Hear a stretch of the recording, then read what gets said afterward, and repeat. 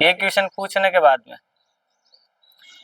हाँ, तो बल्ब का आविष्कार किसने किया? मैं देखो, दिन में तो सूरज की मेहरबानी रहती है, सूर्य भगवान की जो उजाला रहता है, परंतु रात में अंधकार था, तो अंधकार में रोशनी किसने प्रदान करवाई? किन की वजह से है जो ये अंधकार है जो रोशनी से जगमगा उठा? किसी को नाम पता है? हाँ, कमल सिंह। बल्ब का आविष्कार सबको आना चाहिए। हाँ, रविंदर। थॉमस एडिसन ने। किसने किया था?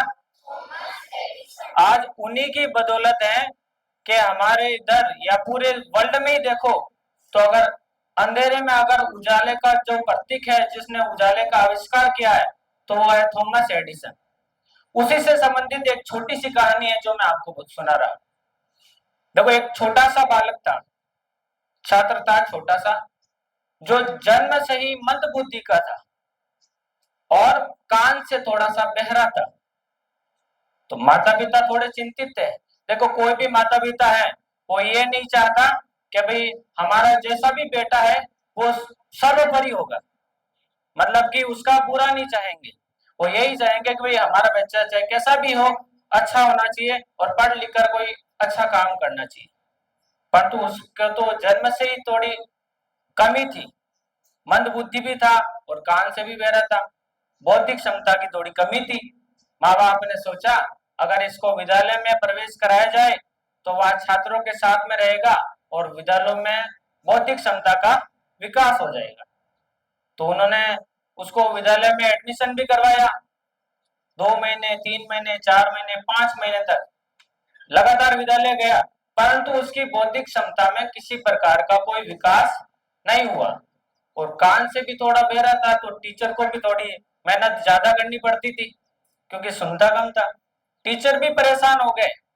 क्या 6 महीने हो गए और 6 महीनों में इसका कोई भी रिजल्ट नहीं। तो फिर टीचर ने भी, सबने अपना एक फैसला किया कि भाई इस बच्चे के घर पर एक ऐसा पत्र भेजा जाए जिसमें बच्चे की क्या क्या कमियां हैं वो लिखकर इनके माता और पिता को बताया जाए। तो घर में उनकी जो माता थी वो थोड़ी पढ़ी लिखी थी, तो टीचर ने पत्र में लिखा कि आपका बच्चा है जो बहुत ही मंद बुद्धि का है और ये पढ़ने के लायक है ही नहीं। आप इससे अच्छा है आप इसको घर पर ही रखें और घर पर ही कुछ शिक्षा प्रदान करें, बाकी ये शिक्षित होने के लायक नहीं है। पत्र में ऐसा लिखा, परंतु बच्चे से कुछ नहीं कहा। बस टीचर ने ऐसा कहा कि ये पत्र ले जाकर अपनी माता को देना और माता को ही बोलना कि ये पत्र खोलकर आप ही पढ़े। तो बच्चा ने जैसा कहा वैसा ही किया। बच्चा घर गया और अपनी माता को वो पत्र दिया और जैसे ही माता ने वो पत्र खोला, माता तो उत्सुक थी कि भाई आज टीचर ने कुछ पत्र भेजा है तो शायद कुछ बच्चे से संबंधित होगा, शायद इसमें कुछ विकास हुआ होगा, इस वजह से टीचर ने पत्र भेजा। परंतु जैसे ही माता ने पत्र खोला और उस बच्चे की जितनी भी कमियां थी वो सारी उसके अंदर लिखी हुई थी। क्या आपका बच्चा आज 6 महीने हो गए, 6 महीने से विद्यालय आ रहा है, परंतु इसमें किसी प्रकार का कोई सुधार नहीं है। हम ये चाहते हैं कि आपका बच्चा घर पर ही रहे, आप इसको घर पर ही पढ़ाए, बाकी इसको विद्यालय भेजने की जरूरत नहीं है। माता ने जैसे ही मन में वो पत्र पढ़ा और उनकी आंखों से आंसू आने लग गए। परंतु बेटा चलो कान से थोड़ा बहरा था, सुन तो नहीं पा रहा था, परंतु जैसे ही अपनी माता की आंखें भरी हुई देखी और आंखों से आंसू छलक रहे थे, तो उसने अपनी माता से पूछा कि क्या हुआ माता, आपकी आंखों से इतने आंसू क्यों आ रहे हैं?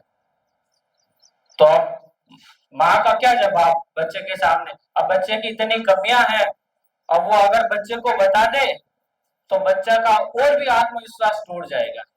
तो माँ ने उस समय उस बच्चे से झूठ बोला कि टीचर ने लिखा है कि आपका बच्चा तो जीनियस है, इसकी बौद्धिक क्षमता है जो बहुत अधिक है और हमारे विद्यालय में ऐसे टीचर नहीं है जो इस बच्चे को पढ़ा सके। इस बच्चे के लिए तो हाई क्वालिफाइड टीचर की आवश्यकता है और ऐसे टीचर हमारे विद्यालय में अनुपस्थित है ही नहीं। तो माँ ने अपने बच्चे को ये सारी बातें बताई, बच्चा और ज्यादा खुश हो गया। कि यार मैं इतना होशियार हूं कि मेरे को ये टीचर पढ़ा ही नहीं सकते, इसका मतलब मेरे को तो और ज्यादा अच्छे टीचर की आवश्यकता है। माँ ने झूठे विश्वास से बच्चे का आत्मविश्वास बढ़ाया। बच्चा बहुत खुश हुआ कि आज से तो चलो विद्यालय जाना ही नहीं पड़ेगा, क्योंकि वहां तो ऐसे टीचर है ही नहीं जो मुझे पढ़ा सकते। तो फिर उस बच्चे ने माँ से पूछा कि तो फिर माँ मेरे को पढ़ाएगा कौन? तो माँ ने कहा आज से तेरी पढ़ाई मैं खुद करवाऊंगी, घर पे मैं खुद पढ़ाऊंगी। फिर उसके बाद में उस छात्र की माँ ने सारी किताबें, प्रत्येक प्रश्न पहले उसकी माँ ने खुद समझा और उसके बाद में बच्चे को समझाया। कोई भी प्रश्न हो पहले माँ ने खुद समझा फिर बच्चे को समझाया। धीरे धीरे बच्चे में सुधार होने लगा और वो मंद बुद्धि का बालक बड़ा होकर एक साइंटिस्ट बना।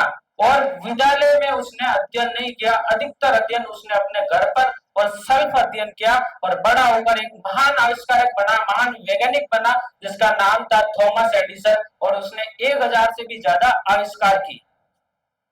तो वो बच्चा मंद बुद्धि था, परंतु उसके माँ के झूठे विश्वास ने उसका आत्मविश्वास इतना बढ़ा दिया कि वो बड़ा होकर एक बहुत बड़ा साइंटिस्ट बना और विश्व में सबसे मतलब कि 5-7 जितने भी आविष्कारक हैं उसमें से प्रथम स्थान पर रहा और 1000 से भी ज्यादा आविष्कार किए।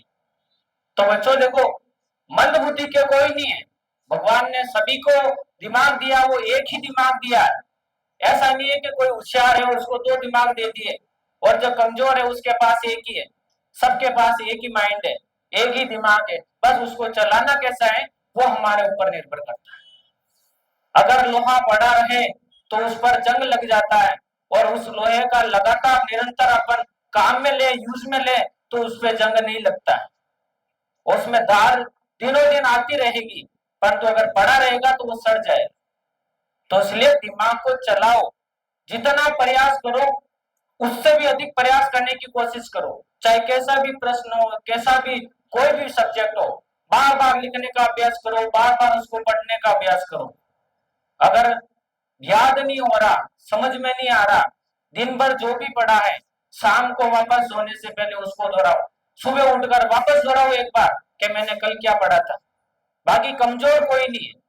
भगवान ने सभी को दिमाग दिया है, सभी को 2 हाथ दिए, पैर दिए, स्वस्थ शरीर दिया है। अगर अपन चल फिर सकते हैं, बोल सकते हैं, इसका मतलब हम पूर्णतः स्वस्थ हैं। और स्वस्थ व्यक्ति है तो दिमाग भी है, और दिमाग है तो दिमाग को चलाना सीखो। दिमाग को चलाना कैसे है? बहुत से ऐसे बच्चे हैं जो शुरुआत से ही होशियार है और बहुत से ऐसे बच्चे हैं जो शुरुआत से ही कमजोर है। वो ये समझ लेते हैं कि हमारे अंदर तो दिमाग ही नहीं है, हमारा हम तो बचपन से ही कमजोर है। बचपन से कोई कमजोर नहीं होता है। बच्चे जन्म से ही कुछ सीख के नहीं आते, वो इस मतलब धरातल पर जीवन जीने के बाद में, उसके बाद में ही सीखते हैं। पहले कोई भी सीख के नहीं आता, जन्म के बाद में ही सारे बच्चे सीखते हैं। कोई होशियार होता है, कोई कमजोर होता है। तो ज्यादा मेहनत करता है, जिस पर ज्यादा ध्यान दिया जाता है वो बच्चा आगे होशियार हो जाता है, और जिस पर कम ध्यान दिया जाता है या फिर कोई गलत संगति में आ जाता है तो उसका माइंड धीरे धीरे कम हो जाता है। तो इसलिए कमजोर कोई नहीं है। मैं आपसे यही कहना चाहता हूँ कि आप भी प्रयास करो, प्रयत्न करो, कोई भी बच्चा कमजोर नहीं है। और एक दिन जरूर अगर प्रयत्न करोगे तो आप बहुत ऊंची ऊंचाइयों पर जाओगे। धन्यवाद।